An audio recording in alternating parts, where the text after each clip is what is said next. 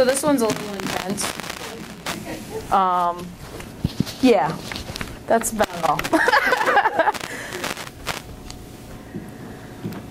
I grew up here, on a tool bench that was taller than I was. Collectible NASCAR Hot Wheels in a case behind me, and women plastered in all kinds of positions on the walls around.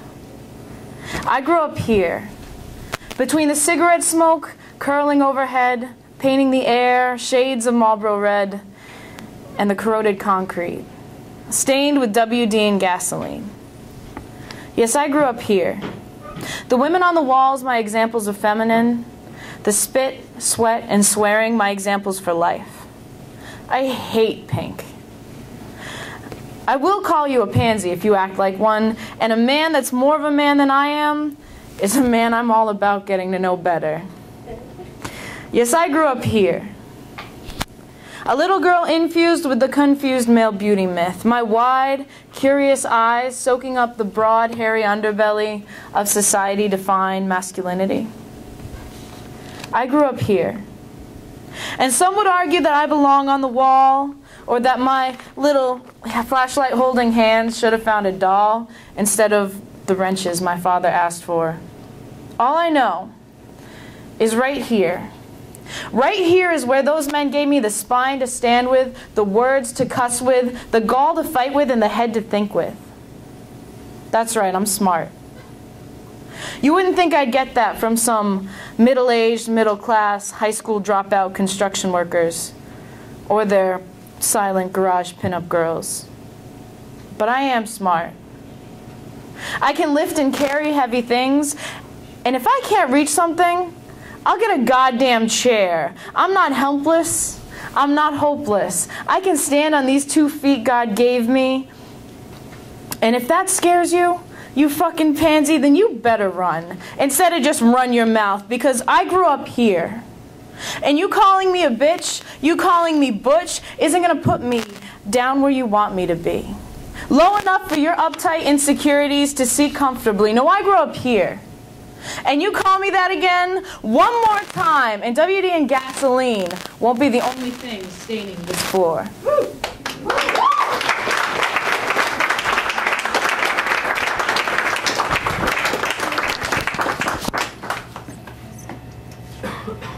Okay.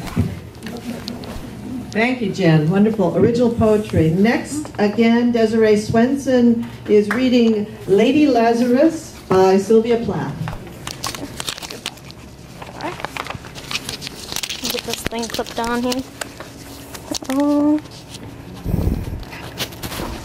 Not the best clothing to use when you're trying to clip on a mic, huh? I don't even know where to put it, really. Okay, somewhere.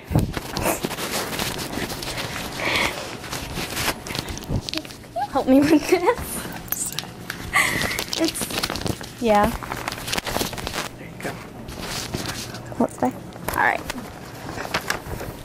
Okay, for the munchkin down here. So, this is Lady Lazarus by Sylvia Plath, one of my favorite poets. She was one of the first confessional poets, which is pretty kick-ass. She kind of didn't really hide how she felt. So, here it goes. I have done it again. 1 year in every 10, I manage it. A sort of walking miracle, my skin. Bright as a naughty lampshade, my right foot a paperweight, my face featureless Jew linen. Peel off the napkin, oh my enemy, do I terrify? The nose, the eye pits, the full set of teeth, the sour breath will vanish in a day. Soon, soon the flesh, the grave cave 8 will be at home on me. And I, a smiling woman, am only 30. And I, like the cat, have 9 times to die. This is number 3. What a trash to annihilate each decade. What a million filaments the peanut-crunching crowd shoves in to see. They enwrap me hand and foot, the big striptease, gentlemen, ladies. These are my hands, my knees. I may be skin and bone, nevertheless, I am the same identical woman. The first time it happened, I was 10. It was an accident. The second time, I meant it to last out and not come back at all. I rocked shut like a seashell. They had to call and pick the worms off me like sticky pearls. Dying is an art. Like everything else, I do it exceptionally well. I do it so it feels like hell. I do it so it feels real. I guess you could say I have a call. It's easy enough to do it in a cell. It's easy enough to do it in a stay put. It's the theatrical. Come back in broad day to the same place, the same face, the same brute, amused shout. A miracle that knocks me out. There's a charge for the eyeing of my scars. There's a charge for the hearing of my heart. It really goes. And there's a charge, a very large charge, for a word or a touch or a bit of blood or a piece of my hair or my clothes. So, Herr Doctor. So, Herr Enemy, I am your opus. I am your valuable, the pure gold baby that melts to a shriek. I turn and burn. Do not think I underestimate your great concern. Ash, ash, you poke and stir, flesh, bone, there's nothing there. A cake of soap, a wedding ring, a gold filling.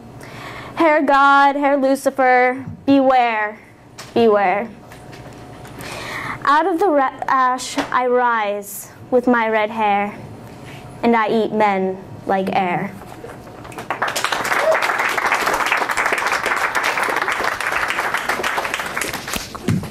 Thanks, Jen. That was great. And Marc Daigle is going to do, Marc Daigle is going to do one of his own poems called Good Nights.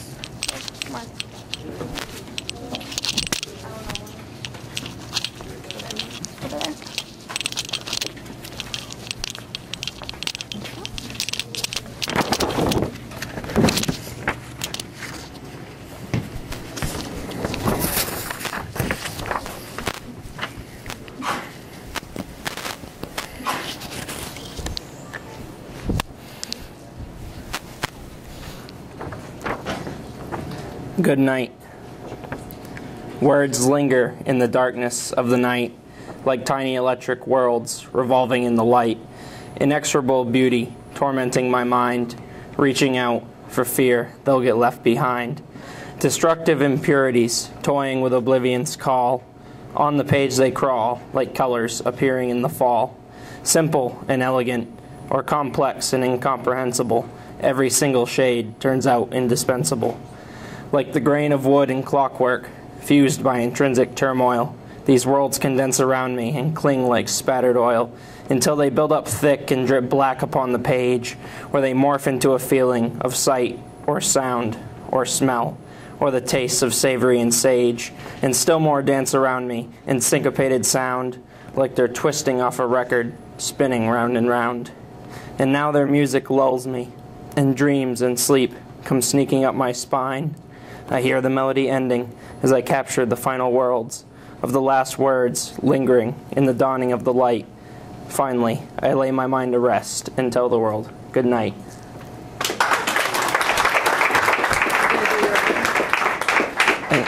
And grab. Michael has another one or two poems. The second one is called The Wanderer.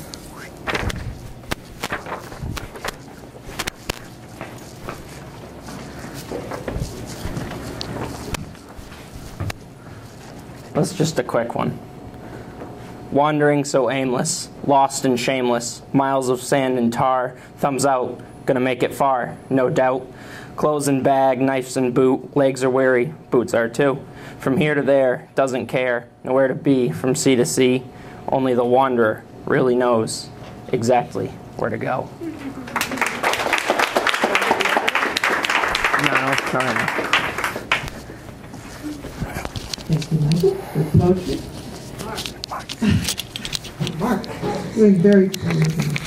Jen Michaud is coming to do her last poem. It's called Dear College.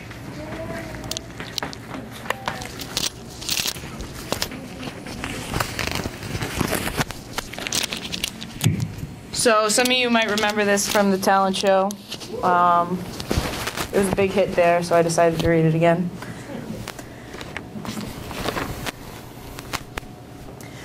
You took my money. My head hurts. I've slept 4 hours in the past 48, and my hand won't stop shaking. I think it's the energy drink, or the wake aid, maybe the hangover. I fell asleep with my boots on, woke up with the penis drawn on my face, missing an eyebrow. Thanks, college. Thanks, Sharpie.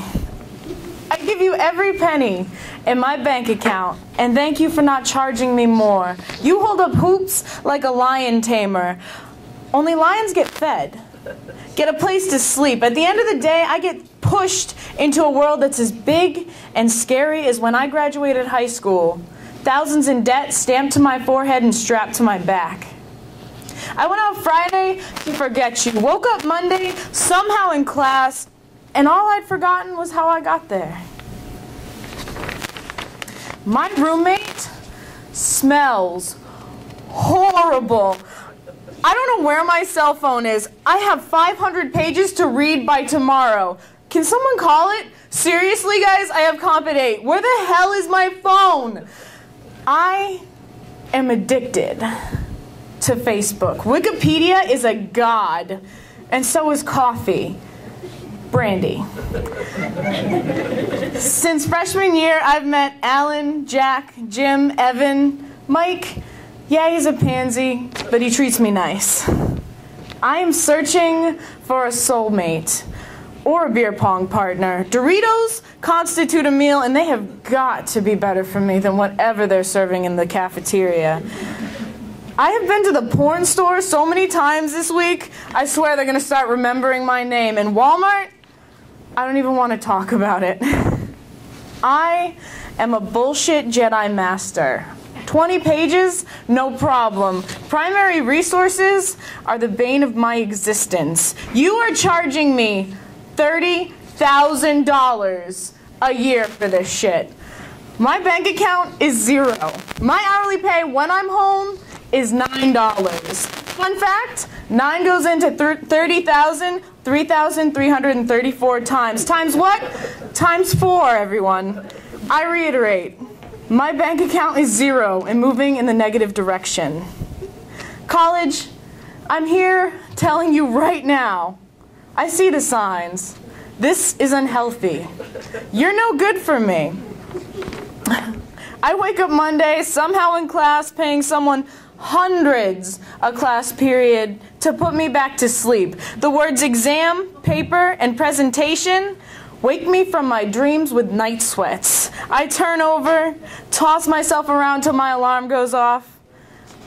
But as soon as that professor starts talking, no matter how caffeinated I am snoring in my seat and my friends are giggling at me. My roommate smells horrible. I don't know how people live like this. One of the boys down the hall is scared to shower. So many pranks have been pulled on him. And every freaking time someone burps, I have to make a sex noise. College. Your food sucks. I've fallen asleep in every class this semester. Thanks for the 3.51, BT dubs. Makes me feel real good about that $120,000 piece of paper I'm working up to.